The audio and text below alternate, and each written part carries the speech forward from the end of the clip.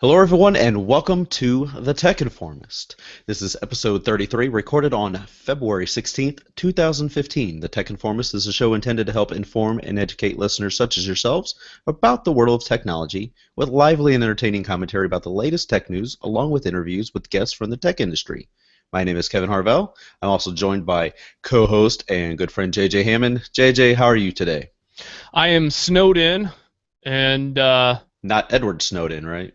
Just oh, no go God, Snowden? No? thanks, Kevin. Now we're gonna be monitored for the rest of the show. Way to go. That's okay. More attention. Yeah, right. Not More the good listeners, kind. more Not the good kind. viewers.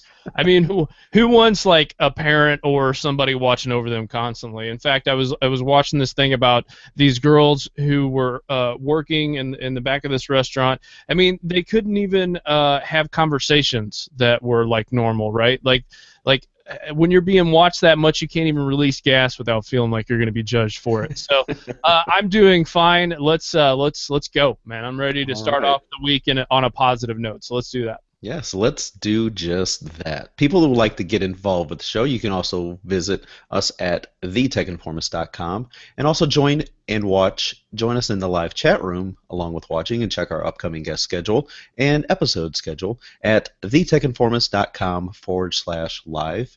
Contact us via email with feedback, suggestions, comments, thoughts, random things you would like us to talk about, and other various topics. Send that to contact at thetechinformist.com. Follow us on Facebook, Twitter, Google+, Instagram. Just search Tech Informist or The Tech Informist. One or both will get you right to us.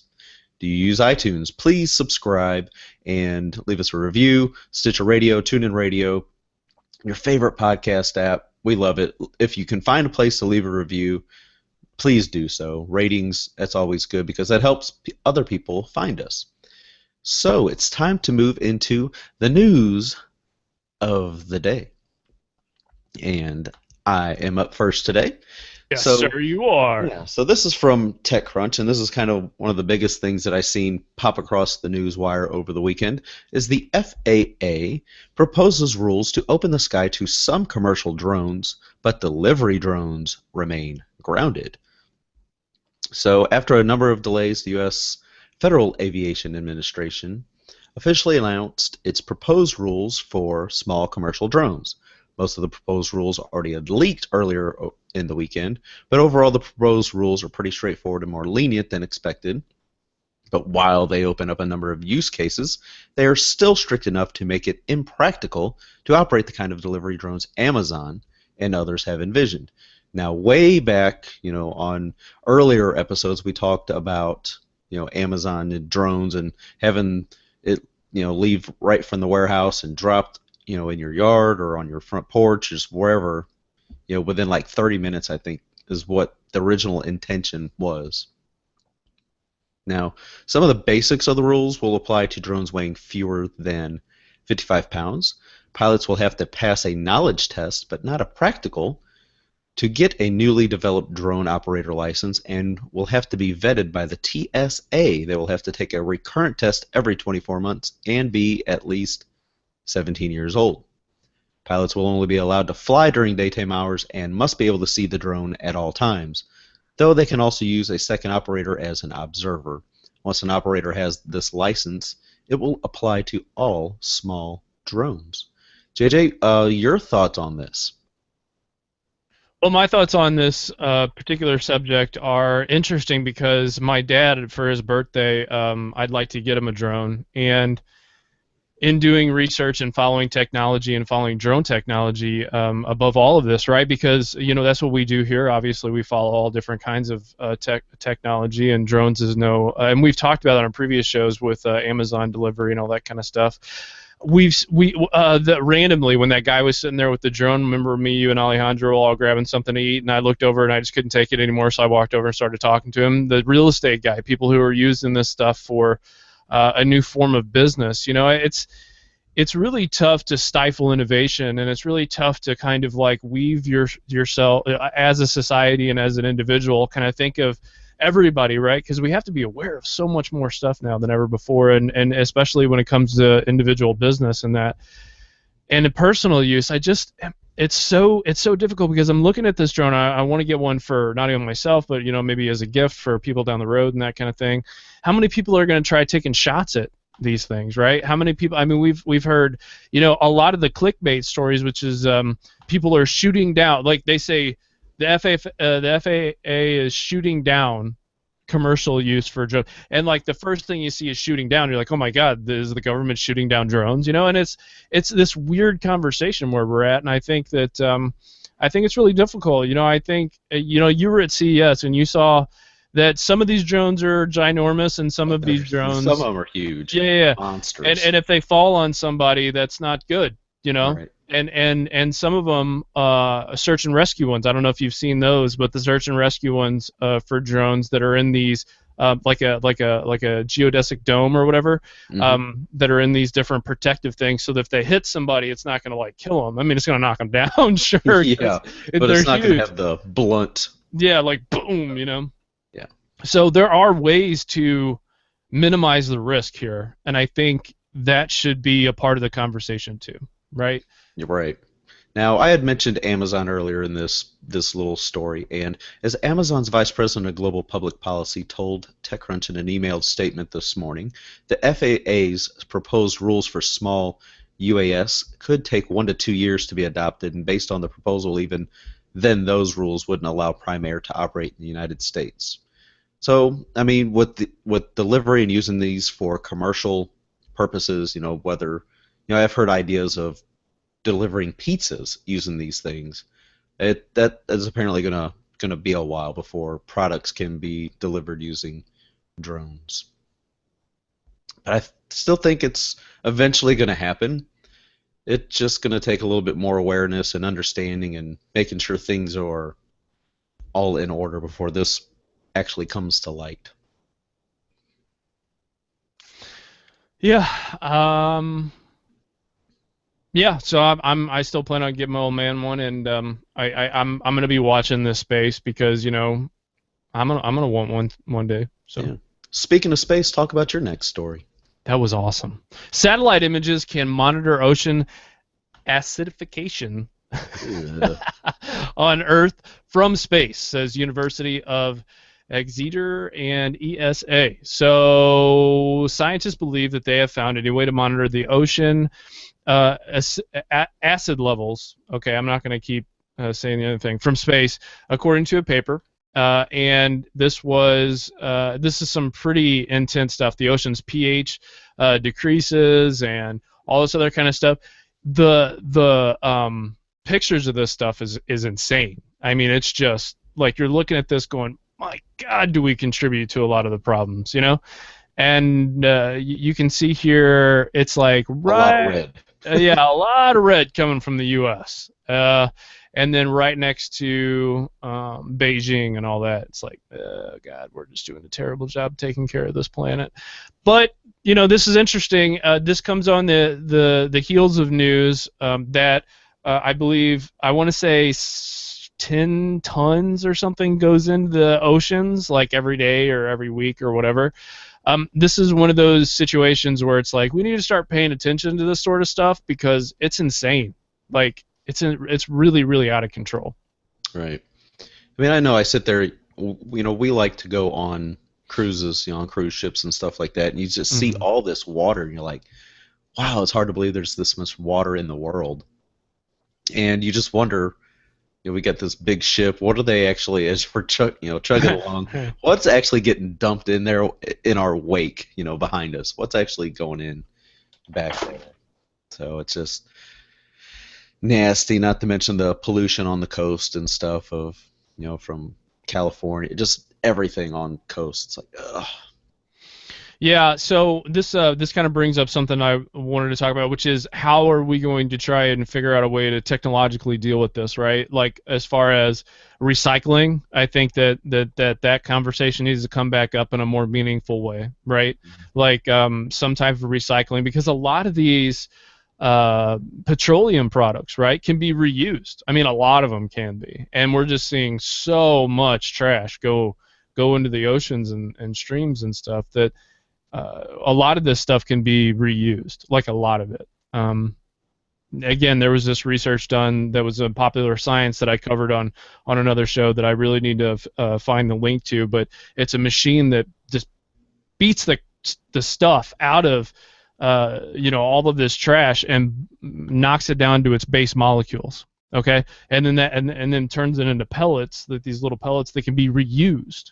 And it's really interesting to see that. But what's really cool is Dyson came up with this machine that can the vacuum cleaner people, which I like vacuum cleaners, but they made this machine that can go in and like clean some of this stuff. But you would, like, I'm just picturing in the future like these robots like out in the ocean just like vacuuming the ocean, right? Like, have you seen those pool cleaners that go around? Yeah, kind of like a Roomba, just the Yeah. robotic thing just goes on its own.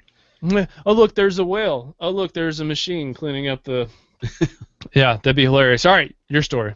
All right, so Apple is opening up iWork to Windows users for free. Now, this is kind of similar to Office 365, where you can use, and actually this is open to everybody with the Office Online, where you can use Word, Excel, PowerPoint right there in the browser. Mm-hmm.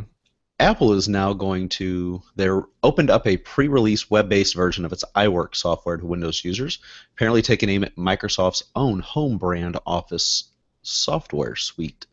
Office web-based apps are only available with an Office 365 subscription, which costs users a modest fee each month. Office Online, however, is free, like I mentioned. Apple's web-based service is currently for free, though there's no guarantee that it will stay that way. Apple launched iCloud in mid-2013, allowing its iPhone, iPad, and Mac users to tie their data together through the company's own cloud solution. Since then, it's expanded to include documents, music, and other content. So now that iWork has been ported to iCloud, anyone with an Apple ID username and password can log into iCloud to use web-based versions of Pages, Numbers, and Keynote, which are also compatible with Microsoft's document formats. iWork obviously also works with iPhones and iPads, which allows you to make changes on your mobile device and have the changes automatically added to the cloud. As somebody that uses 365 and uses a lot of Office Online software, and am now just getting a chance to really spend some time with these iWork programs on the MacBook, which actually finally showed up. We can talk about that in a little bit later. Most people that's been following the show for the last week or so know it's been quite a journey to get this thing. It has. But I it's think been it's a journey just to watch. Yeah, but I think it's very interesting that Apple's making this available in browsers for pretty much anybody to use. I mean, sure, you'll have to set up an iCloud account and stuff. So if you're wanting to use that, you have that option. So what do you think of this, JJ, being a big Microsoft proponent? So there's a couple of things. I mean, we heard about Google and their wanting to take Office away from Office. They're wanting to take enterprises and move them on over to the Google Apps scenario. And now, Apple with iWork and different stuff like that.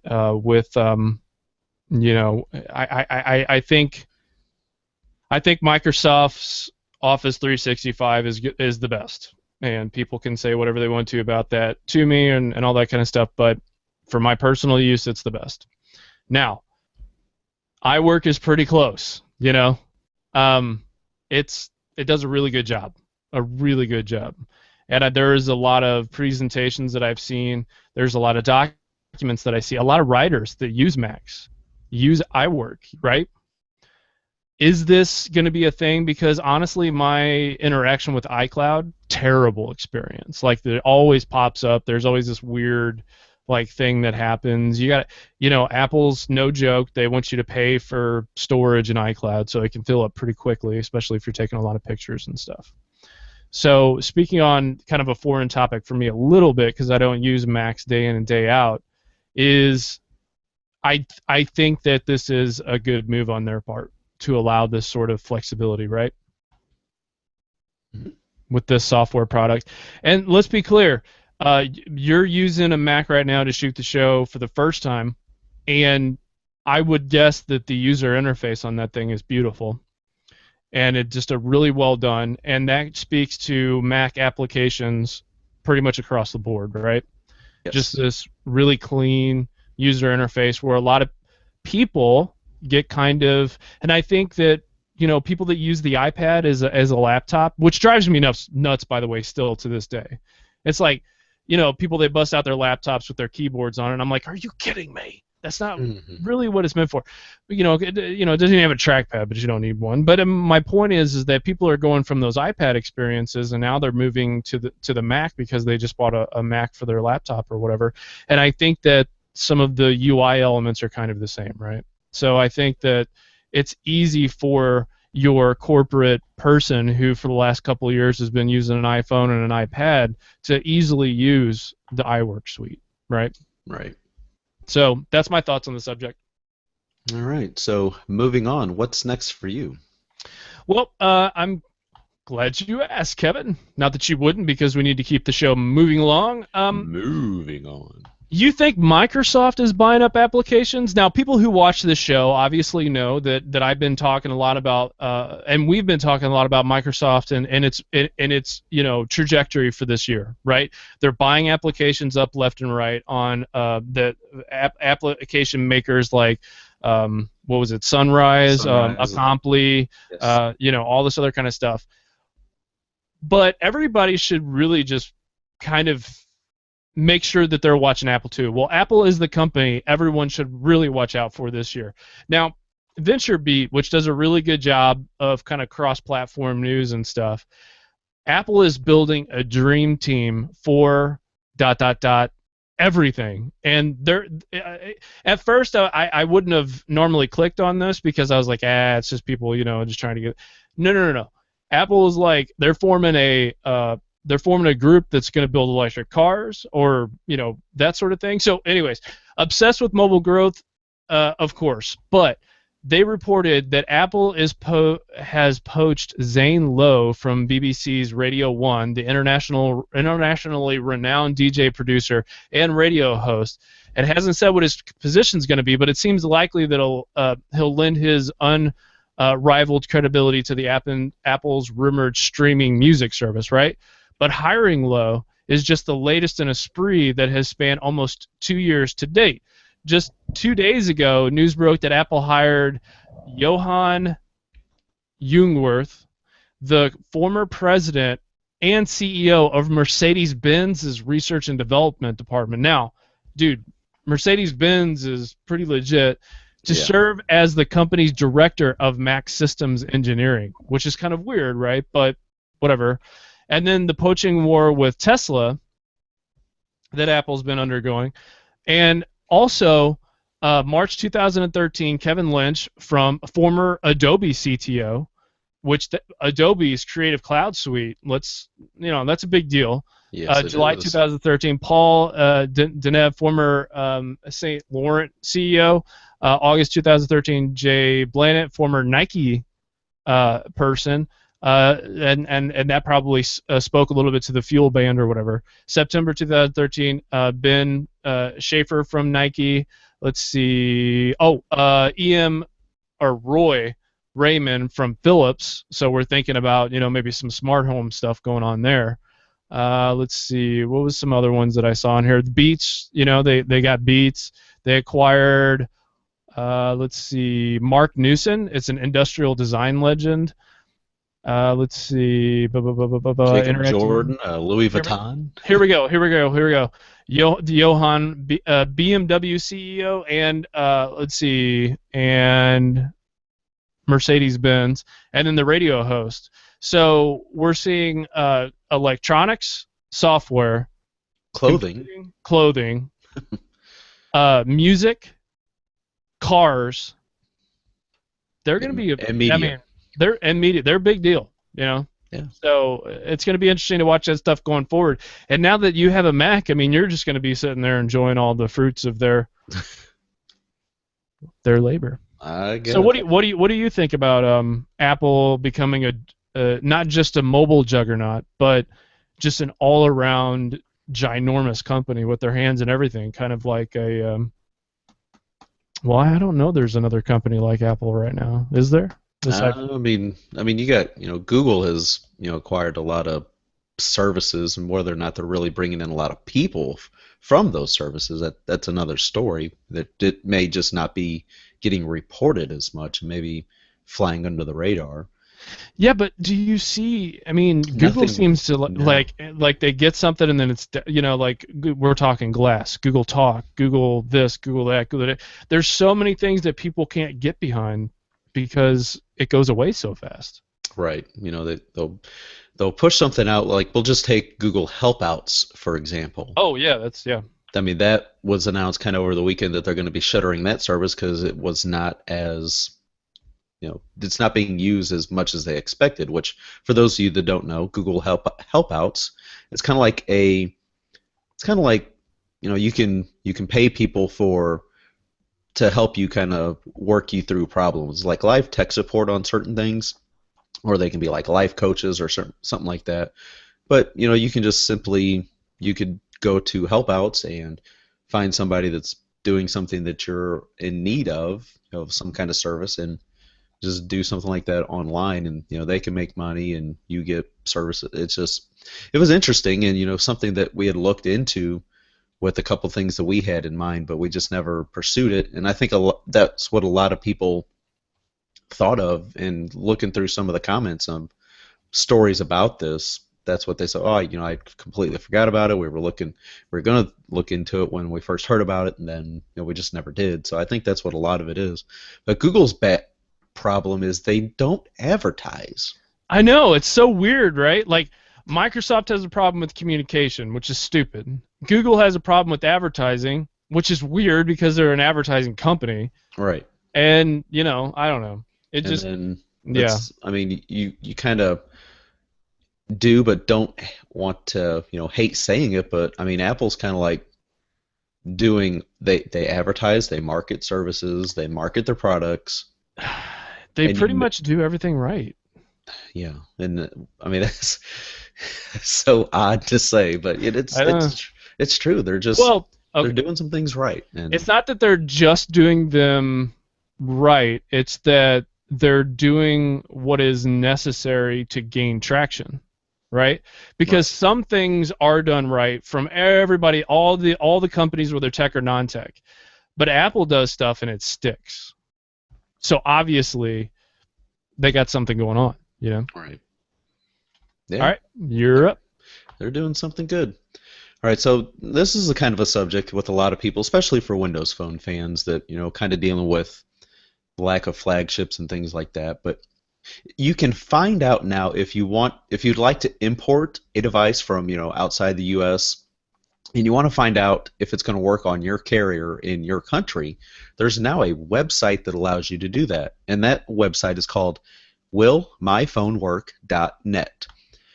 You simply just go to the website, you select your brand of device, then you select the model, then you could even select a specific model type. Like, for example, Lumia 1520 might have 3 different model types. There's like multiple different versions from around the world.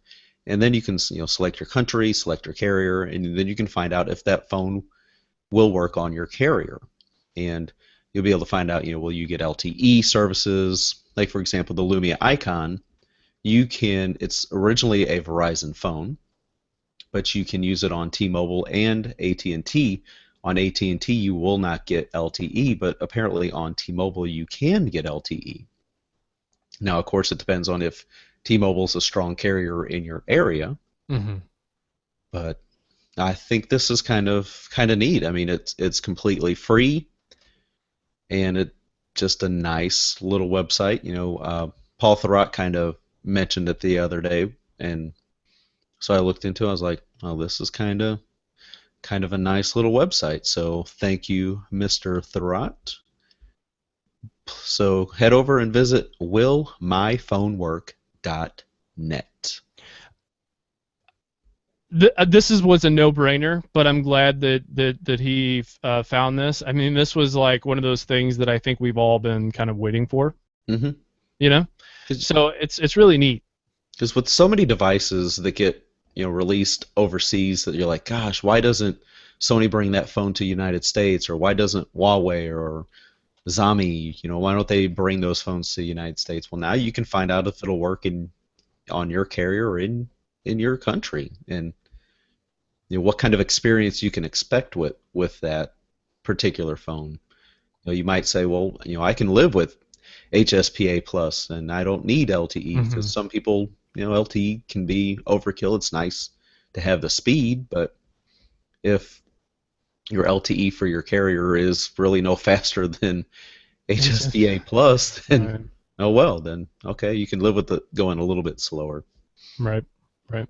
No, that's interesting. No, I think a lot of people are going to get a lot of use out of that. So I'm glad that I'm Yeah. glad So that you again, informed our listeners yeah, of this. yeah. So once again, willmyphonework.net. Tell them Tech Security. Informist sent you. Yeah, See if that security. gives you anything. All right, all right. They don't give us anything, right? Apple and Microsoft have publicly stated how important it is for their companies and other companies to protect user data and privacy. Without naming names, Tim Cook recently went and spoke on privacy is an American way of life and very important to our rights as citizens. Security is important, period. But what company do you trust? Give us some feedback. And I'm asking our listeners, give us some feedback on what company you trust the most with your personal data. And this, because I am curious on what people think is privacy as well. So I'm asking our listeners to do two things. Who do you trust with your data? And then what do you consider privacy? Is it location-based data? Is it travel records? Is it credit card statements? Is it emails? Is it cloud storage? Is it photos? I'm kind of curious to see what everybody thinks is privacy. Because location, like, oh, do you want your carrier, a company, to know where you're at, when you were there, and for how long, and then store that? Um, who do you trust? If you trust anybody with that, and is that considered privacy? Kevin, I know you use the Foursquare stuff. What was it, Swarm? Swarm, yeah. And yeah, I know a lot of people use that. So what do you consider? I I know this is a deep topic. We don't have to get too in depth with it, but what do you consider public and private data? Well, I mean, public and private, I don't check in when I'm at home Okay. because I mean that's one thing. I mean, some people, whenever they tag things, oh, I'm at such and such house or I'm home. I'm like, nah. I mean, it's one thing to tag things, and check in when you're away from home because people see that, ooh, he's not home. Well, I mean, for us, there's pretty much someone always here with our family dynamic, having a handicapped stepson. We have staff here, pretty much all day, so somebody is always here. And no, it's when it comes to privacy and things like that, some things I'm worried about and some things I'm really not. It's like I'm just going to try to enjoy services and apps and things like that. Hmm. I mean, I'm one of millions of people out there. Not exactly sure I'm like the highest target here for Right. somebody to come in and like cyber attack or something like that. Hmm. I guess I don't worry about it as much Hmm. for myself. Well, for me, none of this stuff really, for me, none of this stuff really bothers me because I don't really do anything that's outside of the social norms, right? Like, I just don't. Um, but what freaks me out a little bit about everything is that none of my past goes away now. Like, where and when and how long and how many pictures and what my habits are and all this other kind of stuff.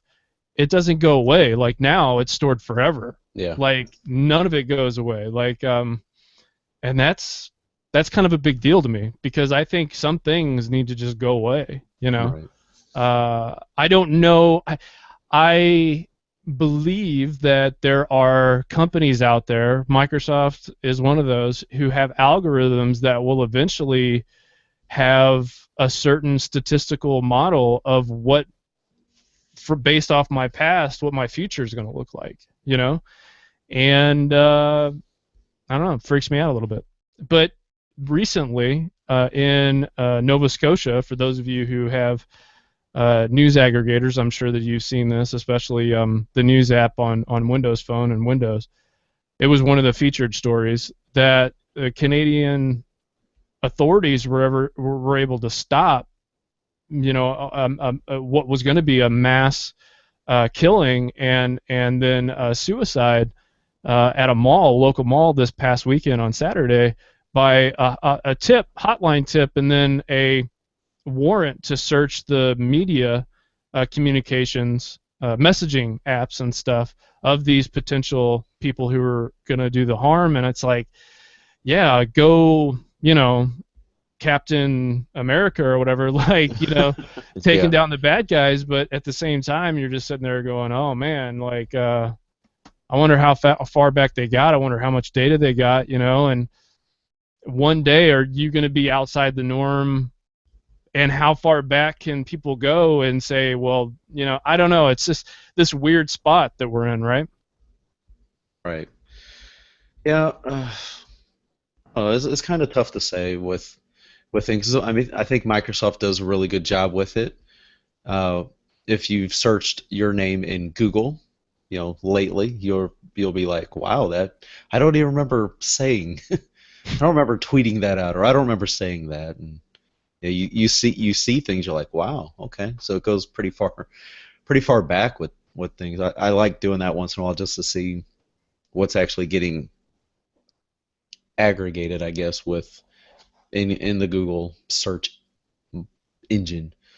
Like a family member of mine, he's a writer, and he and does film and stuff. And I looked over at him and I'm like, you do realize that all of your searches, because it's underneath his Gmail stuff, goes like directly to their data services and never goes away. And he's like, oh my god, I've been like searching on how to kill people for my book, and for my movies and stuff. And I'm like, that's not gonna go away, son. No, no, exactly. I mean, you hear these cop stories and cop case TV shows and stuff all Mhm. the time there, and they always go back to looking at your browser history. Yeah, I'm just like, And just because you wipe your computer, reformat it, whatever, doesn't mean the stuff goes away. And they always like to say that on the shows too.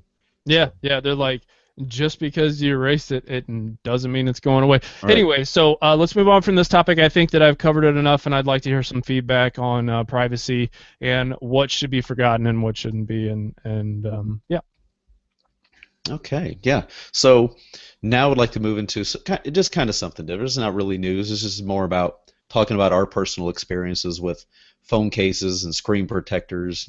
We all have our favorite brands, and we like how things work for us in our particular situations, our likes and dislikes of ones we've tried in the past. Now, JJ, Mhm. I know, you're 1520. We've been talking about this a lot lately about, kind of the shape it's in, and even before you got that, when the 1520 first released, you're like, I don't think this thing could take me.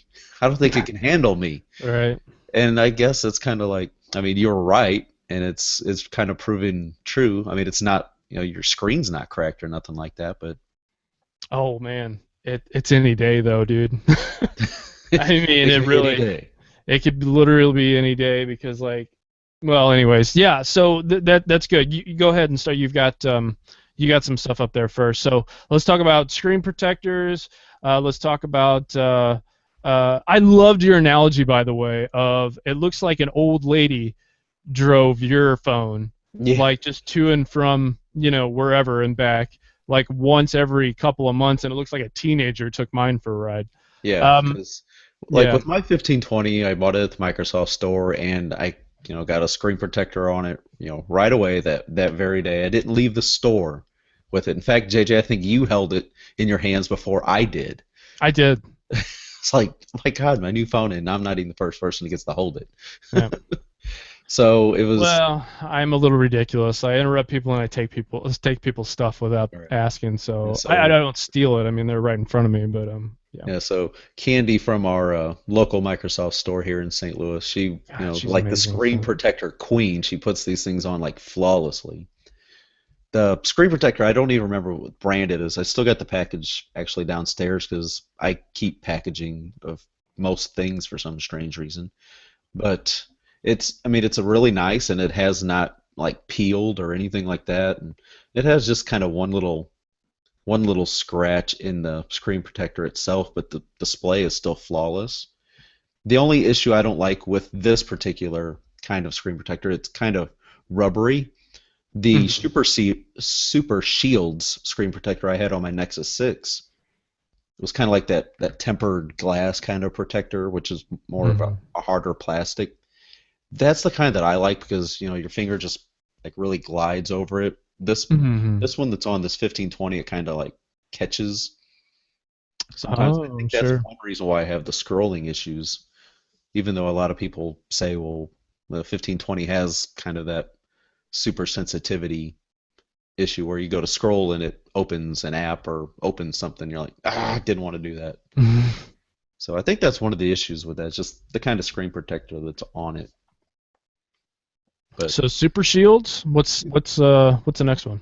yeah, so kind of moving into cases. When I do use a case on my devices, I'm usually using like an OtterBox, and even for cases for my wife and son, and even my dad, I've got them OtterBox cases as well.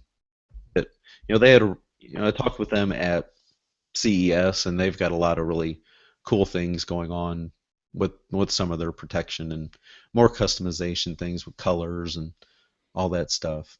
So The commuter line is kind of my mm. favorite. so has OtterBox gotten a little bit better about still staying strong but taking down the profile a little bit? Because last time I had an OtterBox, it was like Oh, yeah, three phones yeah, those in one. defenders, man. I mean, like super protection, but, Hmm. but man, it adds a lot of thickness to already large phones in most cases. Right. So I used to use one when I would wear it on my hip, but I'm kind of tired of that, so I just go, put it in the pocket. And currently, I don't use cases that much anymore for my personal devices.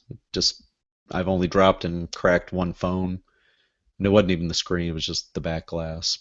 Hmm. But OtterBox, and I think it's Life Proof. It's also another division of OtterBox where they're really waterproof and dust resistant and stuff like that.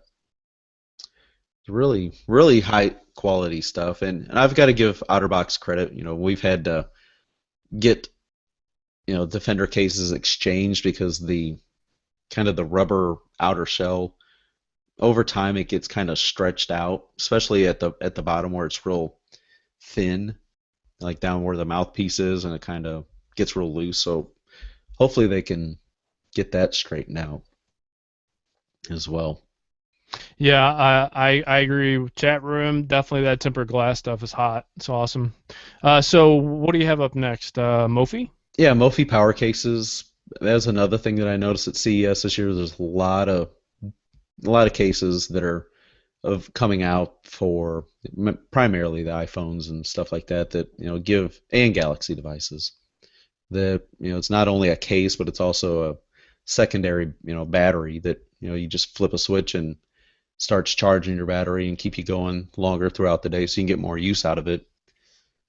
I mean they're made of more of a plastic so it's not really like a rubberized material like you'll find on the OtterBox cases for Hmm. like bounce protection. But there's a lot of case manufacturers out there, and some of them have some really good stuff coming out. Nice. Yeah, and you've been using the next brand that we're going to talk about. Yes. Cruiser Light does an awesome job, I think, of having a really nice it's not as like hardcore as an OtterBox or even Mophie to a certain extent. But if you want something that's got a thin profile and you add some good grip to the device, I think that Cruiser Light is definitely the way to go. Incipio is another good one, by the way. But Cruiser Light definitely for the Nexus 5, which is right there. Hmm. Does a really good job. So Cruiser Light. Kevin, Real, you've tried out their device or their protectors before, so yeah, real quick on Cruiser Light, I would definitely recommend don't get a white case because the white cases really get dirty really quick. My No, son had one on right. the Galaxy S3 and he's like, I like it, but God, it gets so dirty. I mean, it was like turned gray after a while. Well, So, good thing it didn't turn blue. I mean, yeah. Yeah, so I yeah. wouldn't recommend the solid white. Go with the clear or different kind of color. So my top and most favorite screen protector is going to be something by the maker Krusell. So it's Krussell. And their screen protectors are it's of Swedish design since 1991, so that's kind of interesting. But they do a self-healing, invisible, natural touch, no rainbow effect, scratch-resistant screen protector. And I gotta say, it actually made my phone screen look better than just the normal phone screen. So if you don't believe me, first of all, I don't care. Second of all, you should because it's a really good. It's a really good. It's got a lifetime warranty. Um, it's just a really good device. If you want to go to their website and check out what devices they support, it's their name .se/club. So it's really cool. I think a lot of people may know the Incepio and Invisible Shield brands, but maybe not a lot will know of Krusell. Really good. My top pick. The next one on my list is what not to get, and that's I think Armor.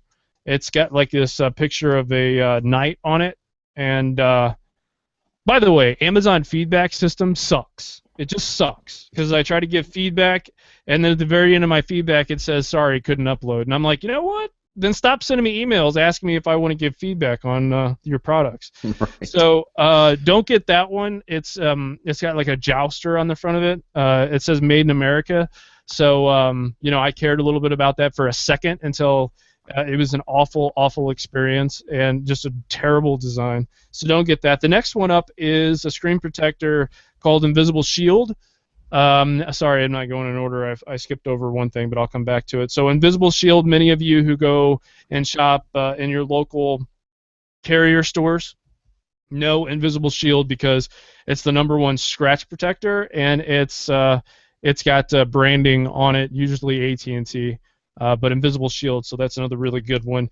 Invisible Shield also has a front and back screen protector. A lot of screen protectors come with just the front, but this Invisible Shield comes with a front and back. So for those of you who don't want a case but still want to protect the back of the phone, I think Invisible Shield is a good way to go. The next one, I'm trying to sound not like an infomercial right now, but it's hard for me not to. The next one up is the screen protector for so your laptops. All right, for those of you who have touch laptops, this is big, especially like the Surface Pro line. Incipio, they make cases, screen protectors, and all the above. But the one that I'm rocking for my Surface is an Incipio Surface screen protector. It's called Plex Screen Protector. You need to wash it after you put it on. Like wash it as in like get like a damp towel or rag or whatever and wash it off because it's got this film on it on the screen, not on the screen but on the screen protector once you install it, and it's really kind of a weird thing going on. But you'll need to kind of wipe it down, and I don't know, maybe there's factory dust on it or whatnot, but once you do that, you're not going to be let down. So I've got these in front of me. I could probably hold them up. And just Invisible Shield overall as a brand, I think is really good, and they do a really good job. None of them are going to be amazing, but some of them are going to be better than others, and that's the ones that we featured here today. The next thing I want to tell all of our listeners is don't be like JJ. So when you go in and you buy something, JJ is me, by the way. When you go in and buy something like a new device, whether you want to or not, get a screen protector and some type of body protector for the device. Okay, I had to learn this the hard way. All of my devices have ridiculous amounts of scratches on them. Big chunks are missing from the device in some cases. So I've learned my lesson, and whenever the new flagship line of phones come out, and I go get one, or laptop or whatever, that sucker is going in. And hey, Kevin, you got a Mac now. You need to get like those black sleeves that go over it or whatever, like Alejandro has, because I'm telling you, you're gonna hate yourself for not doing it, guys and gals who's listening to the show, because this is coming from a guy who look. I mean, I just wreck every living thing in my life. So just don't be like me. All right. I've been talking for a long time. Save me. Yeah, you've been talking for a while, but it's good stuff. I mean, it's advice from your personal experience. So, I mean, that everybody is different, but if you want to make sure that you protect your investment, throw a case or throw something on there, protect it. Yep. So I'll just hop into the next one for time's sake. App VLC for Windows Phone. It's in beta, but the future of this app looks really good just because the amount of capabilities VLC offers. I'm a big fan of this app, and it is not done by any stretch. However, you will like it, and eventually this thing is going to be amazing. Kevin, you're up. Yeah, it's free, and you can also get a VLC app on your iPhone and Android. I've used it on Android for a while, and I've just now installed it on 1520 since I'm using that as my daily driver again. So I would like to submit a TV show this time, and I know there's only like a couple weeks left on this, but if you have not had a chance to watch this show, find the previous episodes, find a way to get caught up because this show is phenomenal. It's called How to Get Away with Murder, and it's on ABC. Really? Most people You might like it know, that much, huh? yeah, most people might know Viola Davis from the movie The Help about the uh, you know maids and stuff back in the South. It's based on a book, and it's a great movie in its own right. But she is amazing as this defense attorney and also law professor. It's a wonderful, wonderful show. So definitely catch out How to Get Away with Murder from ABC. Catch up on this first season, and I think you really like it. All right, I'm ready Really to good. go whenever you are. Yeah, so that pretty much does it for our episode today. Let's see if you would like to, again, submit any topics or news stories or things you would like us to talk about on future episodes, please email them to us at contact@thetechinformist.com. People can find me on Twitter at Kevin Harvell. JJ, where can people find you? People can find me on Twitter at JJ Hammond Music, and thank you for not talking me down when I asked you to talk me down from getting a HTC One M8. Now, HTC, if you want to give me one, that would be awesome. Just hit me up on Twitter, and I'll send you my address. You can send one over, and I will talk about it all day long. Talk about it all day long and then some. Yep. Thanks, So, guys. Thanks for yes. tuning in. Yeah, so that does it for another episode of The Tech Informist. We would like to thank all of our listeners and viewers. We truly do appreciate it. Thank you also to those who joined us in the chat room. Brad, glad to see you as always. Heck So, yeah. from everyone here at The Tech Informist, consider yourself informed, and until next time, we are out.